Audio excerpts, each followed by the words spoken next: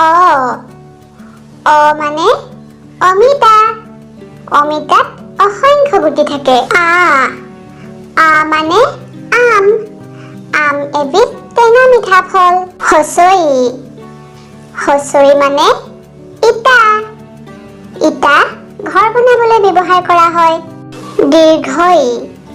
দীৰ্ঘই মানে eagle eagle এবিধ মাংসভোজী চৰাই হচৌ মানে উট উট মৰুভূমিত থাকে দীৰ্ঘৌ মানে ঊণ সূতা চুৱেটাৰ গুঠিবলৈ ব্যৱহাৰ কৰা হয় ৰি মানে ঋষিমুনি আশ্ৰমত থাকে এ মানে এৰাপাতৰ গুটিয়ে এৰা তেল বনায় ঐ মানে ঐৰাবতৰ আন এটা নাম হৈছে হাতী উ মানে ওলকবি এবিধ পাচলি ঔ মানে